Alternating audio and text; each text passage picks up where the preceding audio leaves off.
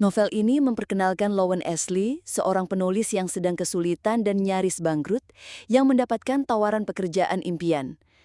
Ia bertemu dengan Jeremy Crawford, suami dari penulis bestseller terkenal, Verity Crawford, dalam sebuah insiden yang mengerikan di jalanan kota New York. Jeremy menawarkan Lowen untuk menyelesaikan sisa buku dalam seri sukses Verity yang tidak bisa ia selesaikan karena mengalami cedera parah setelah kecelakaan dan kini berada dalam kondisi koma. Tawaran ini sangat menarik, mengingat Lowen sangat membutuhkan uang untuk menghindari pengusiran dari apartemennya. Setelah menerima tawaran tersebut, Lowen pindah ke rumah Jeremy di Vermont untuk meneliti dan menyusun catatan-catatan Verity. Rumah itu terasa sepi, dengan Jeremy yang fokus merawat putra tunggalnya, Crew, dan Verity yang terbaring di tempat tidur. Lowen memulai pekerjaannya di kantor Verity, sebuah ruangan yang dipenuhi dengan tumpukan manuskrip dan catatan-catatan yang berantakan. Ia berharap menemukan petunjuk tentang alur cerita yang belum selesai. Di tengah tumpukan-tumpukan tersebut, Lowen menemukan sebuah autobiografi rahasia yang ditulis oleh Verity sendiri yang berjudul So Be It. Manuskrip ini bukan bagian dari seri novelnya, melainkan catatan pribadi yang sangat mendalam dan gelap. Lowen tidak bisa menahan rasa penasarannya. Ia mulai membacanya, terlepas dari rasa bersalahnya karena telah melanggar privasi Verity, berharap catatan ini akan membantunya memahami gaya penulisan Verity.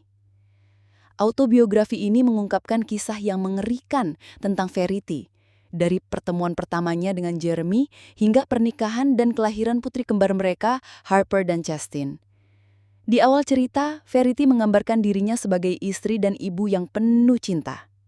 Namun seiring berjalannya cerita, nada tulisan Verity semakin dingin dan kejam. Lowen mulai merasa tidak nyaman, tetapi ia tetap membacanya, terhanyut dalam narasi yang kian menakutkan.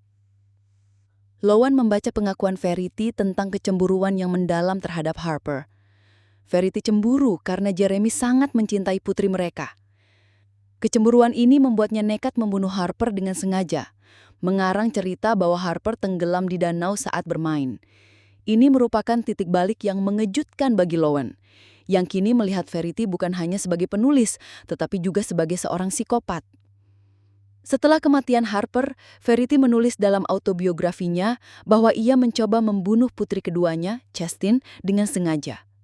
Ia juga berusaha menyembunyikan upaya pembunuhan tersebut.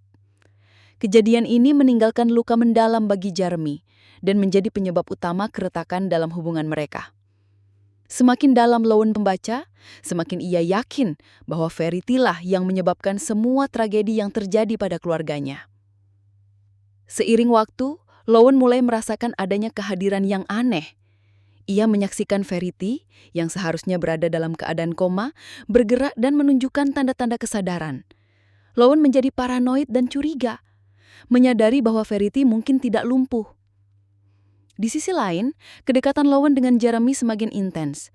Mereka berdua menemukan kenyamanan satu sama lain dan akhirnya mulai menjalin hubungan. Merasa bahwa Jeremy harus mengetahui kebenaran tentang Verity, Lowen akhirnya memberanikan diri untuk menyerahkan manuskrip So Be It kepadanya. Jeremy membacanya dan terkejut dengan isinya. Ia tidak bisa menerima kenyataan bahwa istrinya adalah seorang pembunuh. Kemarahannya memuncak dan ia berusaha mencekik Verity. Lowen, yang sudah membaca segalanya, tidak berusaha menghentikannya. Bahkan dia membantunya menyembunyikan kejahatan Verity. Beberapa waktu kemudian, setelah Verity meninggal, Lowen menemukan surat terakhir yang ditulis oleh Verity.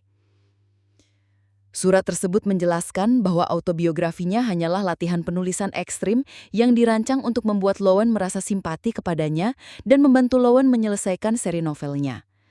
Surat ini mengungkapkan Verity sebenarnya tidak bersalah dan bahwa semua yang ditulisnya hanyalah sebuah fiksi belaka.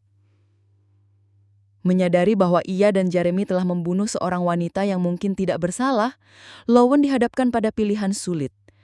Ia memilih untuk membakar surat tersebut, memutuskan untuk tidak pernah mengungkapkan kebenaran kepada Jeremy.